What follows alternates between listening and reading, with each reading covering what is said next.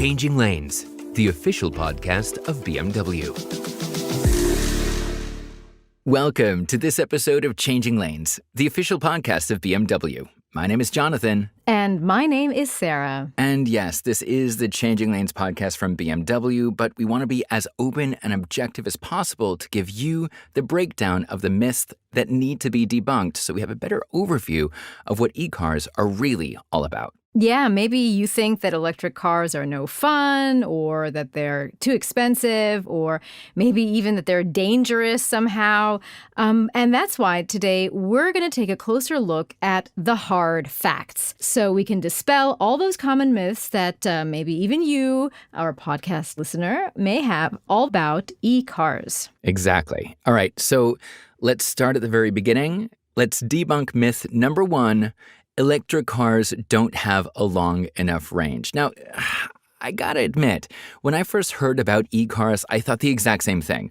Well, they're good for, inner city driving, but, taking a road trip, that's out of the question. But I was actually totally misinformed. There are tons of half-truths making the rounds about the range of electric cars. Although, Jonathan, let's be honest, when e-cars first came out, the range was not that long, but nowadays e-car batteries have been improved so much that you can drive long distances even with the air conditioner or seat heating on.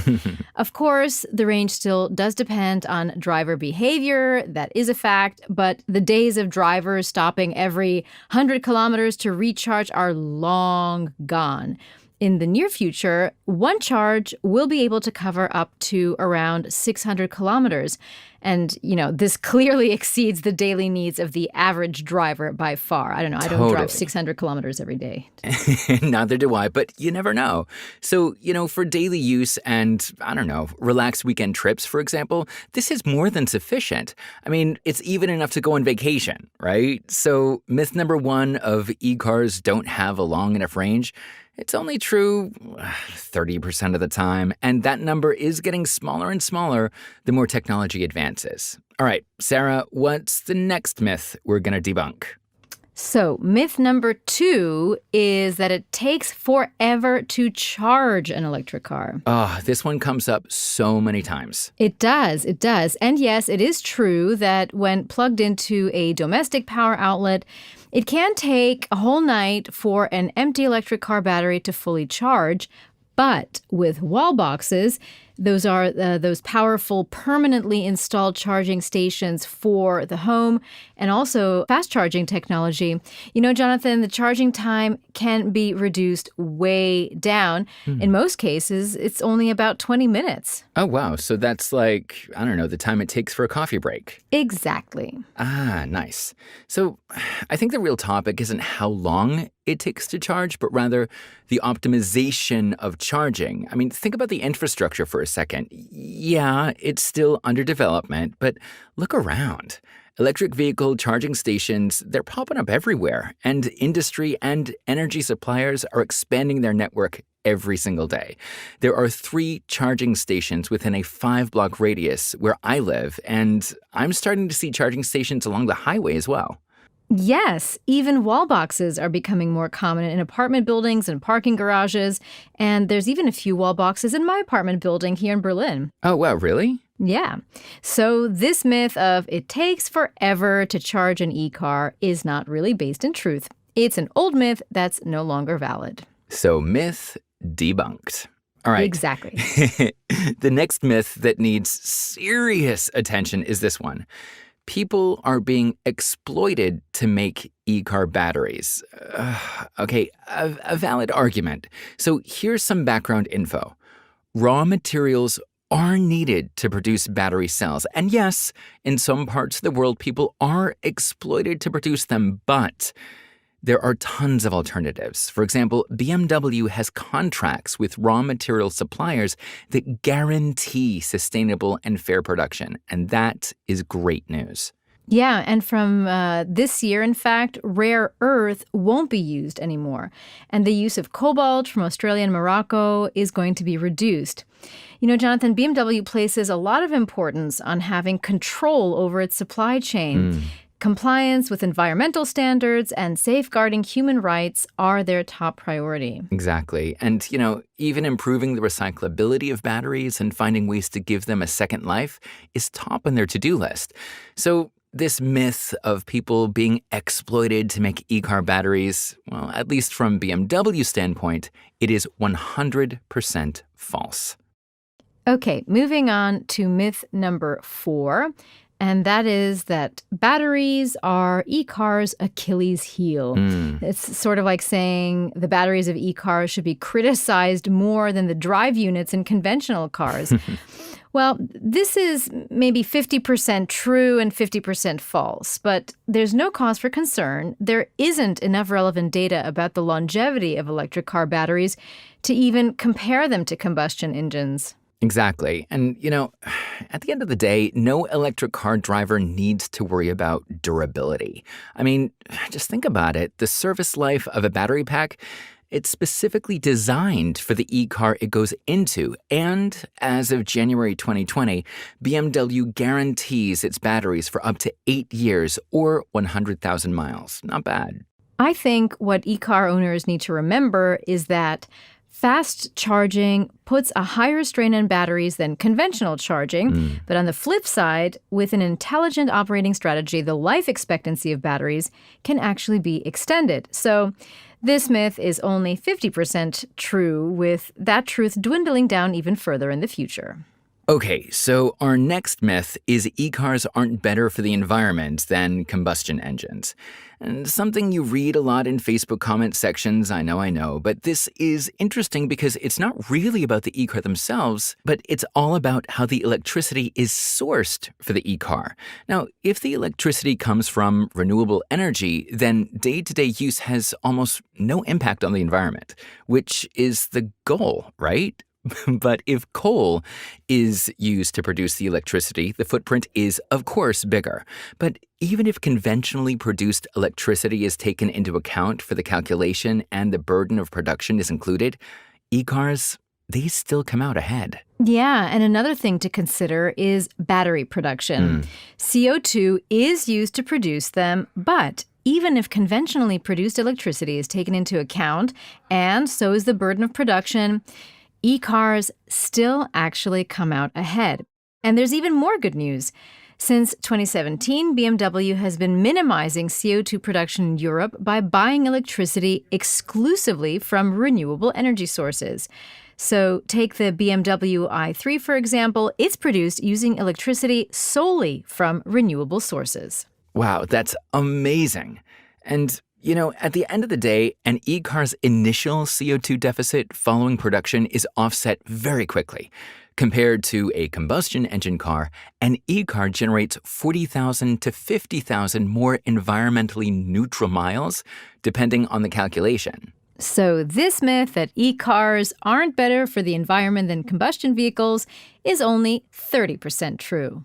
Not bad. Not bad. With technology growing so rapidly, this myth could be completely debunked in just a matter of years.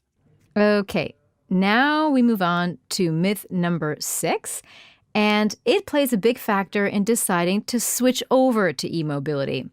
And that myth is electric cars are more expensive than combustion engine vehicles. Ooh, this is a good one. Yes. So in a nutshell, the longer an e-car is on the road, the better its cost impact.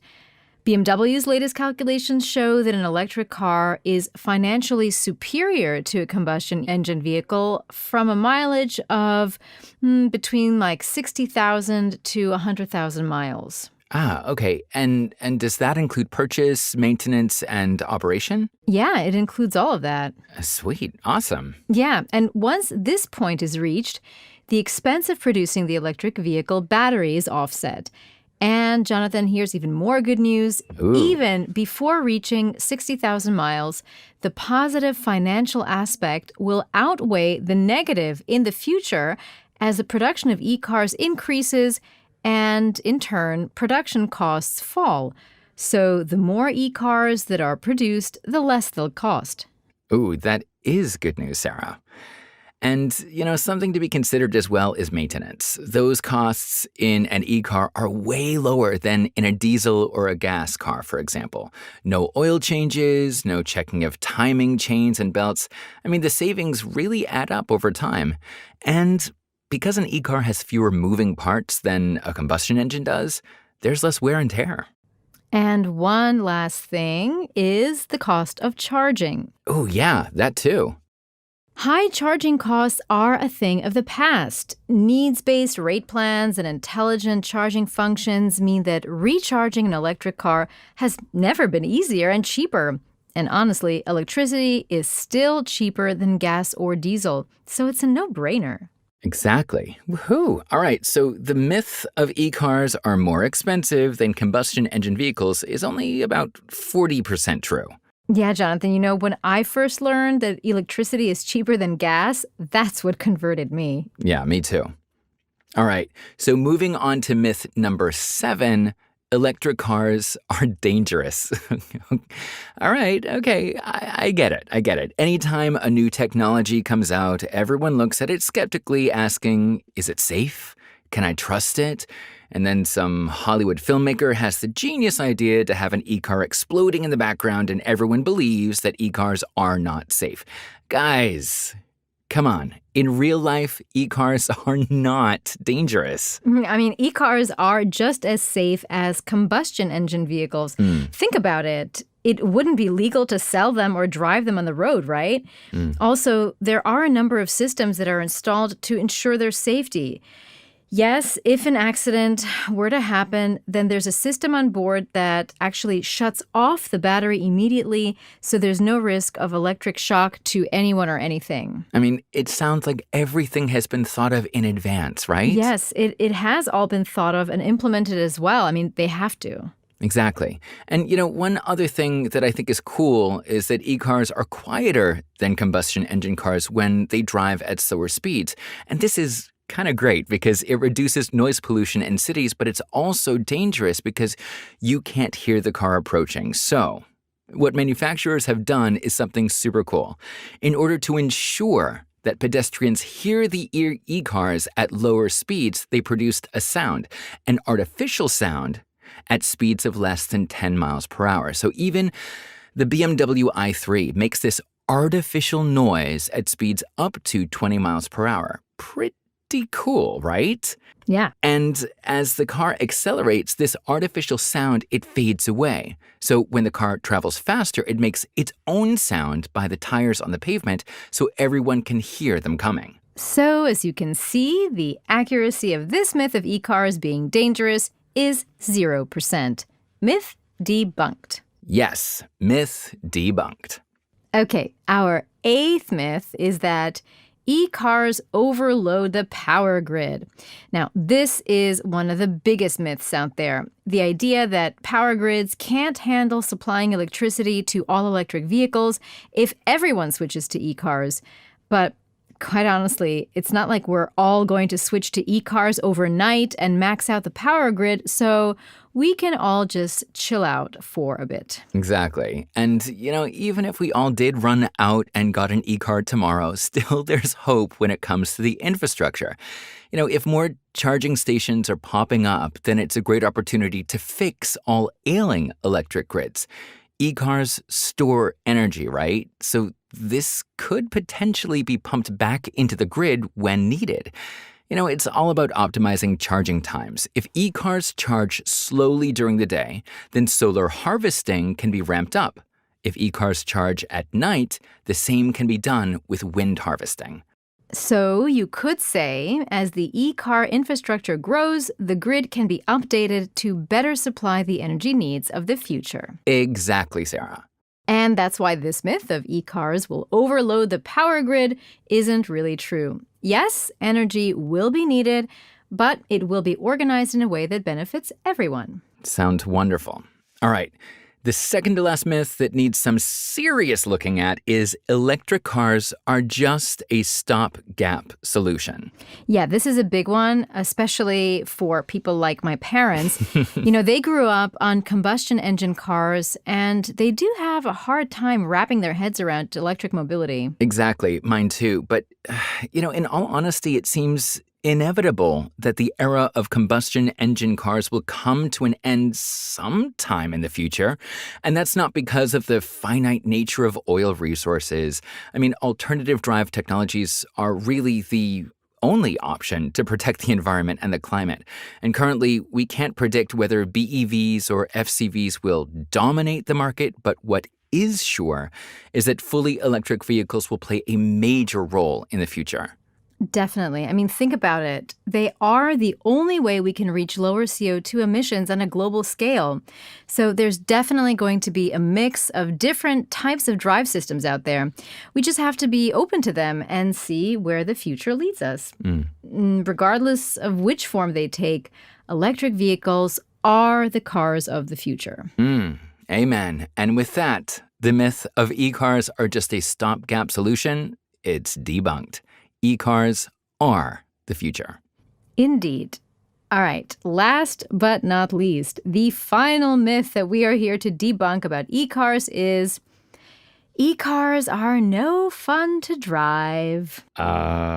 Seriously? Yeah, I know, right? Come on, guys. Have you ever been in an electric car? It's awesome. It's super fun. I know. Just think about the gas pedal. You can't call it a gas pedal anymore because there's no gas. How cool is that? There's nothing like taking off at a smooth and almost silent glide. It feels effortless. Exactly. And unlike a combustion engine vehicle, which has to reach a certain RPM to really get going, e-cars get full torque immediately. So if you ever want to win the red light challenge of being the fastest after that red light turns green, then you'd better be driving an e-car. Exactly. And, cornering is a piece of cake as well. The reason being is that the battery and their weight are located in the undercarriage. And with that low center of gravity, you can really hug the road. Jonathan, how do you really define driving pleasure? That's what it's all about, right? Yeah. Smoothly gliding through the countryside, knowing that you're saving money and doing your part to save the environment. Now, that is a whole new driving experience. I couldn't have said it better myself. So the myth of e-cars are no fun to drive is a total myth. It's absolutely ridiculous and is not based in reality. Myth debunked. Myth debunked, yes. And there you have it, the top 10 myths about e-cars and the truth behind them. Jonathan, one thing that I remember about driving an e-car for the first time and finding it just such an amazing and very different experience was it was way back when there was still Drive Now that BMW was a part of. Do you remember that car sharing? Yeah, and now it's called something else. But and I just remember getting in there and this sort of silent, smooth, effortless acceleration of the car. It really almost felt like you're flying through the streets. Oh, wow. And I thought to myself, this is the future of driving for sure. Amazing. Wow. For me, it was knowing that it's environmentally friendly. We all know that we're trying to do our best to save the environment. And I think when you get behind an e-car, you automatically feel like, oh, I'm getting to where I need to be. I don't have to feel guilty by using diesel or gas. And I'm actually helping the environment by driving an e-car. So that makes it, like you said before, a totally different driving experience. So I thought that was pretty cool. So driving pleasure and driving with responsibility for the environment. Yeah. So no matter what myth we debunked that made you change your mind about e-cars, we're glad that you tuned in. And who knows, next time you hear an e-car myth come up in conversation, now you know the truth of the matter and can add your 2 cents to the conversation. I know I will. Me too. Thanks everybody for listening to this week's episode of Changing Lanes. If you enjoyed this episode, make sure you subscribe to our podcast for future episodes. And to dive deeper into all things BMW, head on over to bmw.com to learn more. I'm Sarah. And I'm Jonathan. And this has been Changing Lanes. See you next time.